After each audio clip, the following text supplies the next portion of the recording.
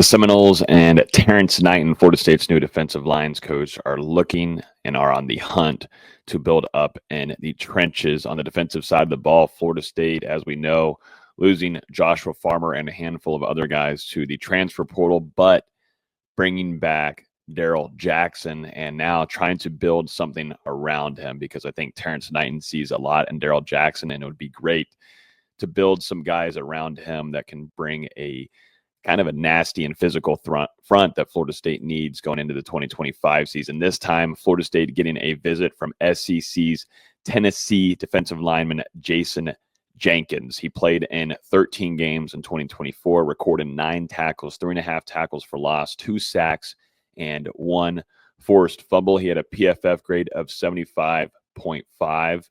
and he played 214 snaps in that defensive line rotation. His career totals, he had 21 games played, 15 tackles, 4.5 tackles for loss, 2 sacks, and 1 forced fumble. His size, he sits at 6'6", 281 pounds, so most likely going to be more off in that with Tony White's new defense coming in. Going to be in that 3-3-5. I would see him coming off the edge most certainly. He was actually signed as a 3-star prospect in 2022 coming from New Jersey, and he has 2 seasons of eligibility remaining. Florida State isn't the only team intrigued in his talents. Texas Tech, as we've seen this entire offseason, has been putting a lot of money into the transfer portal. I mean, they went over and grabbed Lee Hunter from UCF, Florida State, who was very interested in him. There was some chatter that definitely NIL, we're talking million, maybe multiple millions were involved there of landing him from UCF, which would, Florida State, that would have been a great and huge addition, adding him alongside with Daryl Jackson moving forward. But Texas Tech is also interested in him, and he will be paying a visit to the Red Raiders there, and then to Florida State very soon after the new year.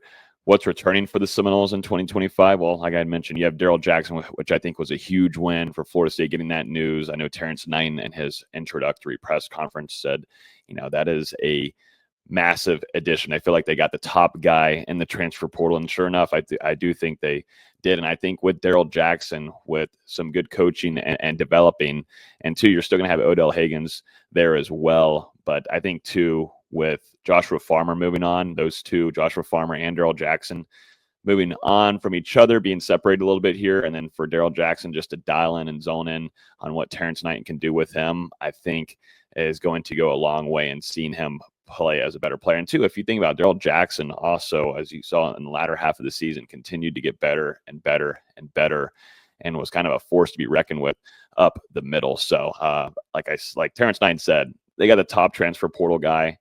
And they, we saw Daryl Jackson intending to go into that NFL draft, but decided to come back and play for FSU for one more season. You have KJ Sampson coming back as well. Daniel Lyons. I think KJ Sampson, I shouldn't say surprised, but maybe more surprised that he got a lot more earlier playing time just because of the season that happened when we saw a lot of younger players get more playing time, just as we wanted to see a youth movement after some of these veteran guys just weren't showing out. So got to see more of KJ Sampson, which I'm excited to see him develop under Terrence Knighton. A lot of these guys, along with Daniel Lyons as well, after we saw kind of a good showing from him in his early career at FSU. That's why I'm saying I'm just honestly stoked to see Terrence Knighton, see what he can do with some of these guys. You got Jaden Jones, Aaron Hester as well, and D.D. Holmes too.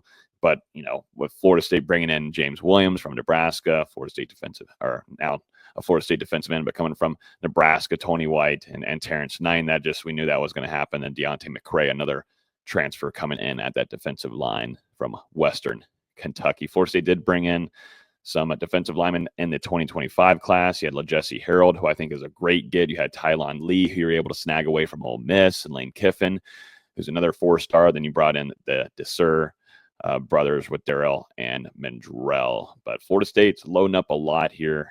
It hasn't, Jenkins hasn't landed. He's still just visiting here.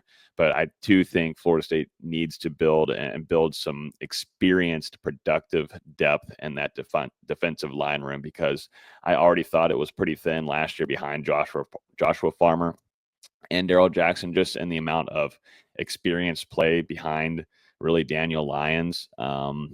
But this is someone that we're going to keep a close eye on and see if Florida State and those two are going to shake hands and put pen to paper if they want to get in Jenkins into this defensive line going into the 2025 season. So let me know what you guys think about this visit for the Florida State Seminoles. Florida State getting an SEC defensive lineman in the door at the Moore. But drop down a comment down below what you think about it, and hit that like button if you enjoyed the video, and subscribe so you get notified every time I release one of these videos. Thanks for watching.